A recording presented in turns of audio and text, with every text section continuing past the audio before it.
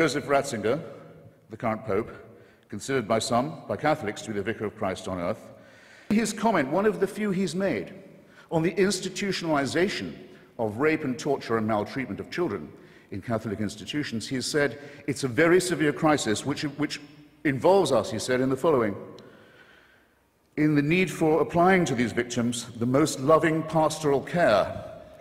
Well, I'm sorry, they've already had that.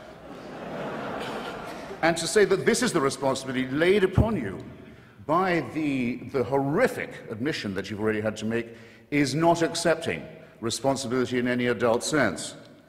When I say child abuse was institutional, how dare I say so? How can I prove it? How can I prove such a thing? Well, I'll ask His Grace, and I'll ask Anne Widdecombe.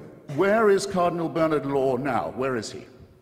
Where is the Cardinal Archbishop of Boston, whose resignation was indignantly demanded, finally, by 50 members of the Church and by the whole laity of Massachusetts, who also demanded his prosecution for the promotion and protection and covering up and apology for and defense of people whose crimes against children are too revolting to specify.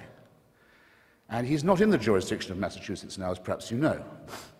He's the Supreme Vicar of the Church of Santa Maria Maggiore in Rome, personally appointed by the Pope to that as well as many other important sinecures.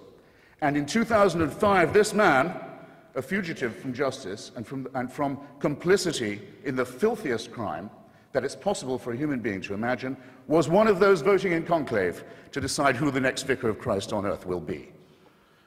I don't know. I think I'd like to hear a bit more shame about this. I think I'd like to see a bit more confrontation with the reality of the business. The rape and torture of children is not something to be relativized. It's not something to be excused as a few bad priests. It's certainly not to be excused by the hideously false claim made by some Catholic conservatives that this wouldn't have happened if queers hadn't been allowed into the church. I'm sorry to say that queerdom in the church is an old story too. And it's worse, it's much worse than pornography, and it's much worse than bad language on TV. And it's the crime that cries out for punishment.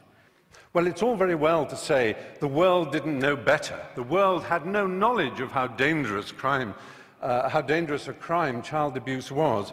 I want to read you some of the words of Ratzinger, the current Pope. It staggers me to admit that he is the head of state of a country. Incidentally, Anne Widdecombe said, "We didn't have the power of a nation-state." Yes, you do. You are a nation-state. Yes, I wrote it down. You mentioned that. So, Ratzinger, in 2003, he was prefect, I'm not making this up, he was prefect of the Congregation of the Doctrine of the Faith.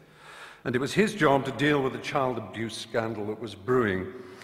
His first act was to write a letter to Catholic bishops ordering them, on pain of excommunication, not to talk to the police or anyone else. Investigations should be handled, he wrote, and I'm quoting that letter, in the most secretive way, restrained by perpetual silence. The Mexican founder of the Legion of Christ movement, Maciel Degollado, was protected from his own catalogue of child abuse, which is horrific. One cannot put on trial so close a friend of the Pope, said Ratzinger.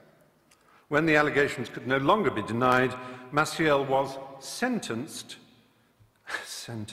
to a life of prayer and penitence.